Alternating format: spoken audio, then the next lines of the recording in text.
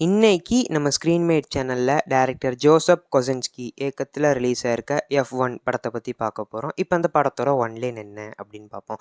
ஒரு வயசான American car racer சானி ஹெய்ஸ் அவர் தான் நம்ம படத்தோட ஹீரோ. அவர் ஒரு ஃப்ரீலான்சிங் கார் டிரைவராக இருக்கார். அதாவது ரேஸ் ஓட்ட எங்கெல்லாம் டிரைவர் தேவைப்படுறாரோ அங்கெல்லாம் இவர் போய் டிரைவ் பண்ணுறாரு. அப்படியே அவர் தன்னோட ரேசிங்லேருந்து தான் இன்னும் ரிட்டையர்ட் ஆகலை அப்படிங்கிற ஈகோவையும் சாட்டிஸ்ஃபை பண்ணியிருக்கிறாரு. இவர் ஒரு நோமேட், ஒரு வேனில் தான் வாழ்ந்துக்கிட்டு வராரு. அந்த டைமில் தான் அவரோட பழைய ஃப்ரெண்டு அவரை மீட் பண்ணி, என்னோட ரேசிங் கம்பெனி இப்படி எதுலேயுமே ஜெயிக்காமல் செல்லாகிற நிலைமைக்கு போயிடுச்சு, நீ தான் ரேஸ் பண்ணி ஜெயிச்சு கொடுக்கணும் அப்படின்னு சொல்கிறாங்க. இவரோட பாஸ்ட்டில் இவருக்கு ஏற்பட்ட ஆக்சிடென்ட்னால இவர் F1 ரேசிங்கை விட்டே வெளியே வந்துடுவார். ஸோ இப்போ இந்த ரெக்வஸ்ட்டை யூஸ் பண்ணி இவர் மறுபடியும் உள்ளே வராரு. இதுக்கப்புறம் நடந்த சுவாரஸ்யமான விஷயங்கள் தான் இந்த படத்தோட மொத்த கதையே. படத்தில் நடித்த எல்லாருமே ரொம்பவே டீசெண்டாக நடிச்சிருக்காங்க. அவங்கவுங்களுக்கு கொடுத்த ரோலை ரொம்பவே நீட்டாக பண்ணியிருக்காங்க. அதுலேயும் குறிப்பாக பிராட் பிட் மனுஷன் 61 வயசுலையும் எவ்வளோ ஃபிட்டு என்னமா நடிக்கிறாரு அப்படின்னு ஆச்சரியப்படுத்துகிற வகையில் தான் இருந்துச்சு. இந்த படத்தோட ஒன்லைன் என்ன தான் ஒரு நார்மல் ஹீரோயிக் ஒன்லைன் மாதிரி இருந்தாலும், அதாவது எல்லாம் தெரிஞ்சு கேப்பபிலிட்டி உள்ள ஒருத்தர் எதுவும் வேண்டான்னு வெளியே போயிட்டு ஒரு எமோஷ்னல் பாண்டிங்னால பேக் டு த கேம் அப்படின்னு உள்ளே வந்து விக்டோரியஸ் ஆகி தனக்கான வழியில் போகிற கதையாக இருந்தாலும், அதை மற்ற படங்களை விட ஒரு படி மேலே கொண்டு போனது பிராட் பிட்டோட ப்ரெசன்ஸும் மற்ற டெக்னிக்கல் ஆஸ்பெக்ட்ஸும் தான். அப்புறம் படத்தோட செகண்ட் ஹீரோவாக நடித்த டாம்சன் ஐட்ரிஸ் அவர் கொடுத்த ரோலை ரொம்பவே நீட்டாக பண்ணியிருந்தார். அப்புறம் அவங்க 2 பேருக்குள்ளே இருந்த பாண்டிங் ஆர்க்குமே ரொம்பவே சூப்பராக இருந்துச்சு.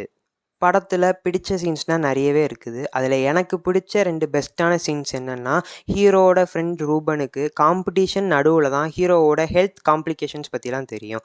அதனால் நீ இனிமேல் ரேஸ் ஓட்ட வேண்டாம், திரும்பி போயிரு அப்படின்னு சொல்லி தன்னோட ஃப்ரெண்ட்ஷிப்பை காட்டுறதாகட்டும். அப்புறம் கிளைமேக்ஸில் ஹீரோ ஹை ஸ்பீடில் கார் ஓட்டிக்கிட்டு இருக்கும்போது கேமரா அவரோட பெர்ஸ்பெக்டிவ்க்கு மாறி அவர் முன்னாடி சொன்ன ஒரு டைலாக், நான் ஒரு நாள் கார் ஓட்ட மாட்டேன், பறப்பேன் அப்படிங்கிறத அவரோட ஐஸ் மூலயமா விஷுவலைஸ் பண்ணி அதை முழுமையாக நாமளே ஓட்டின மாதிரியான ஒரு எக்ஸ்பீரியன்ஸ் கொடுத்துச்சு. அது போக கேமரா மூமெண்ட்ஸ், ஆங்கிள்ஸ் இது எல்லாமே அவ்வளோ சூப்பராக இருந்துச்சு. நான் இந்த படத்தை 60 ரூபா டிக்கெட் கொடுத்து ஃப்ரண்ட் ரோவில் தான் உட்காந்து பார்த்தேன். எனக்கு முன்னாடி எந்த விதமான டிஸ்டர்பன்ஸும் இல்லாமல் ஒரு பெரிய ஸ்க்ரீன் மட்டும்தான் இருந்துச்சு. அதுலேயும் அந்த கிளைமேக்ஸ் சீக்வன்ஸ்லாம் வரும்போது நாமளே ஒரு ஸ்டிமுலேஷனில் உட்காந்து ஓட்டின எக்ஸ்பீரியன்ஸ் தான் கொடுத்துச்சு. அது போக படத்தில் தேவையில்லாத சீன்ஸ் அங்கங்கே வந்தாலும், ஹீரோக்காக மட்டும் எழுதப்பட்ட மாதிரி இருந்தாலும், படம் போன போக்கில் அது ஒரு பிரச்சனையாகவே தெரியலை. அந்த 2.5 மணி நேரம் அவ்வளோ எங்கேஜிங்காக போச்சு, எந்த ஒரு லேகும் இல்லாமல். சிம்பிளாக என்னென்னா, படத்தோட ஸ்டார்டிங்கில் ஹீரோ F1 ரேசிங்குள்ளே வராரு, கிளைமேக்ஸில் வெளியே போயிருந்தார். இந்த ஜேர்னிக்கு இடையில இவர் சந்தித்த வெவ்வேறு கேரக்டர்ஸ்க்கு அவர் ஷேர் பண்ண டிஃப்ரெண்ட்டான எமோஷன்ஸ் தான் இந்த மொத்த படமுமே. அதுக்கேற்ற மாதிரியான டெக்னிக்கல் ஆஸ்பெக்ட்ஸும் இருந்துச்சு. இந்த படம் பார்க்கணும்னா ரேசிங் நாலேஜ்லாம் இருக்கணும் அப்படின்னு அவசியமே இல்லை. நீங்கள் ஒரு ஜென்ரல் ஆடியன்ஸாக போய் உட்காந்தா கூட இந்த படம் உங்களை கண்டிப்பாக இம்ப்ரெஸ் பண்ணும். இப்போ இந்த படம் தமிழ் டப்பிங்லேயே தியேட்டர்ஸில் ரிலீஸ் ஆகிருக்கு. கண்டிப்பாக போய் பாருங்கள். தேங்க்யூ.